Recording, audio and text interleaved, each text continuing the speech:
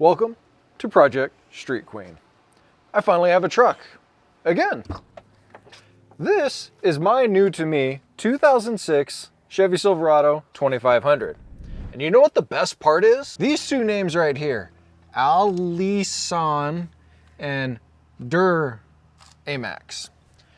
Those two actually mean a lot to me. And I say those two mean a lot to me, not because I know anything about the Allison or the Duramax, but because I really wanted one. See, this is a almost pre-emissions truck, and I used to have my 2020 F350 with full all sorts of emissions. And since I haven't had a truck in a long time and I am towing my race car around, I wanted something a little bit more than a half-ton truck that I've been using, my dad's F-150. And this thing has boatloads of torque and only a little bit of emissions. So I did have quite the limited budget when I was looking for a truck because, well, I don't like car payments. So I had to get something with a few more miles. This truck has little over 426,000 miles. On the original tranny, original engine, original transfer case, no pump, rub, replacement, nothing there. And it still has all of the emissions. It's got the PCV, it's got the EGR, it's got the CAT on it. And I really need some help from you guys. See, I read that having those things on there adds a lot of weight to the vehicle that really holds it down. But I live in Phoenix where they do smog checks, and I know they do a snap acceleration test on a dyno for a diesel, but do they do a visual? If there's anybody out there in my Phoenix fam that could tell me if they do a visual, and if I found that I made the truck lighter by testing out some different parts, would they see that? Because I'd really like to. Hit me up in the comments and let me know, how do they actually do the test here? I just registered it and I don't have to smog it until next year. So I'm not really sure. There's a couple of things underneath that are pretty neat. One, it already has an AirDog fuel lift system in it, so I don't have to invest money in that. The other thing is it's already got a 4-inch MagnaFlow catted exhaust, which is pretty cool because exhaust is kind of expensive, but those cats are really heavy, and I'm pretty sure it would sound quite different without that much weight.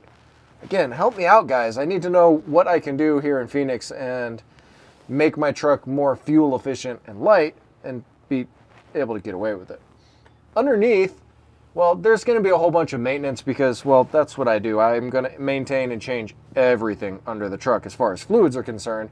And I'm probably going to do a diff pan or a diff cover, tranny pan, and oil pan because I want to powder coat some stuff and kind of make it look pretty because, well, Project Street Queen, she needs to look good. It already has tow mirrors on it, albeit this one doesn't want to adjust. This motor doesn't work, and they kind of don't look quite right. So I'm thinking I want to upgrade the tow mirrors to add something with a little bit more flare, maybe some lights, some handles with lights in them would be kind of cool, and perhaps some steps that drop down with lights in them. Thinking maybe a little boost auto gear, that'd be pretty sweet on this truck. And then on the inside, it's an LT, so it already has leather and all the things in it. Really, all I wanted was a center console. I really like having my coffee and my Budweiser and everything right here in the middle of the car. Plus I can throw my phone in. It's got an aftermarket head unit that's probably older than both of my kids. Subs in the back and a nice peeling gray headliner. So we're gonna have to take care of that too. Unfortunately, I didn't get a long bed. They were a little bit harder to find in my budget and the constraints that I was running with as far as wanting the Duramax and wanting the LBZ. But I do have this huge workspace here that I can haul crap back and forth to the track. I can buy used parts and, well, basically truck stuff. The problem back here is this was a DIY bed liner that's peeling in a bunch of different places. There's bubbles, and there are even some bubbles with dirt underneath them. So we're gonna need to address that. And then on our back glass, I can't wash the truck yet because I've got seals pulling. More importantly, the seal in the bottom corner on the right glass leaks into the cab. And I think that that leak has caused the rear glass to not be able to slide because when I hit the button, it goes, and I hear the motor start to really overwork. Rather than breaking the cable, I'm going to address the leak first, then we'll see if we can't fix that window. So today's video, we're going to handle the bed and we're going to get this guy a little bit cleaner. after, well, we seal the glass up. So I have some proprietary automotive special sealant by Silverado or Amazon. We can just hope together that it's good stuff. I'm already using some on my 540, and it dries up with a little bit of flex to it and a pretty hard tack to it. So let's just, oh yeah, beautiful. Now we just got to clean up this edge. And while we're on the leak train, these rear lights like to leak into the cab, so I'm going to pull this off and take a look at it. This is already a pretty cool aftermarket light that's got all LEDs set up here. And I figure while we're here, we may as well look at the foam pad underneath. See if it's glued in or foam or what we got. You can see where it was painted. The truck was painted. This foam doesn't look bad. So I'm just gonna clean this out and then move right along. For the bed, we're going through and peeling up all the loose areas. Whoever coated this bed didn't prep the surface properly, because the paint should have been ground down, or at the very least sanded with a wire wheel to promote mechanical adhesion. That's how this stuff sticks. So we're doing that now, getting all the chunks that are just loose and the ones with dirt underneath them, and then hitting them with the wire wheel in the bed so that there's no rust or anything in there. Then we can hit it with our little spray can and try to improve it.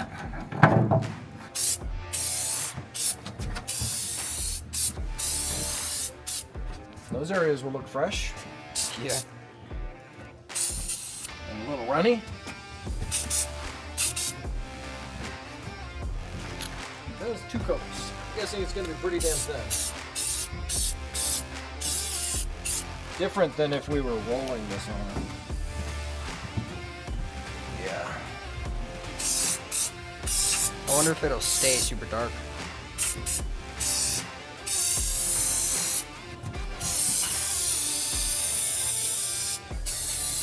All right, I'm going to be honest. I can't recommend this Rust-Oleum spray bed coating. It barely leaves any texture, if at all. It's more like just a thick spray paint. So I'm going to get a quart of the roll-on stuff and give that a shot. Maybe it'll look less like a pimpled teenager back here and a little more like I want it to, a nice recoated bed. Ultimately, I think I'd have to redo the whole thing to get it to look the way I want, but that's just not in the budget.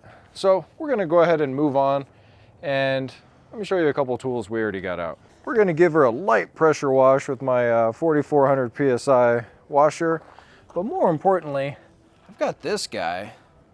This is so that I can roll around under the truck and get all that dirt and grime from underneath before I put it up in the air and I start dropping stuff in my face.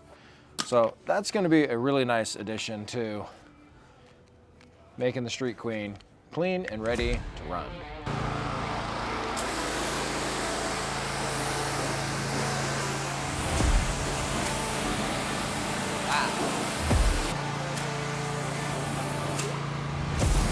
I mean, some of it's coming off.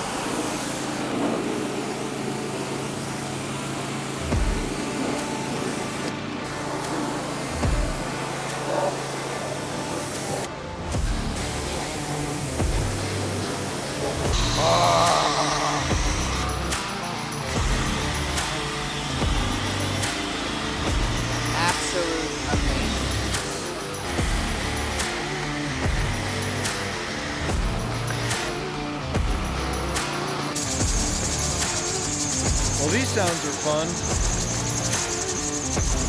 It's only gotten worse. I wonder which one it is. Well, I filmed the tensioner fixing noise as a short, so you're gonna have to tune in to the shorts to see how I fixed that. But Project Street Queen, she is looking really fine. She's got a good crisp clean on her. All the glass is clean. The bed, we're not gonna talk about the bed. Back glass is 90% leak free. More like 85. More like 85. And the interior, well, the interior is next.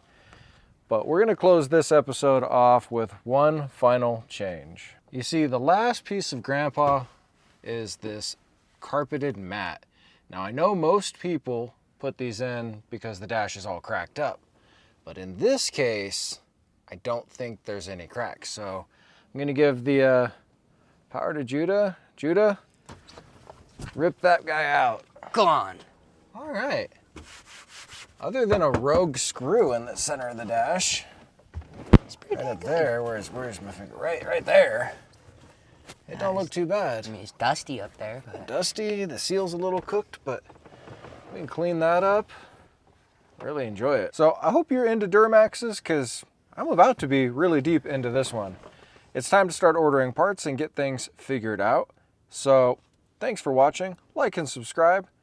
Check out Judah's channel, because I think I might have him edit this video, and that's where he posts that type of content too. Really appreciate the support, you guys. Join the channel, like, subscribe, buy some merch, do the things, buy the links. It all helps. We'll see you in the next one.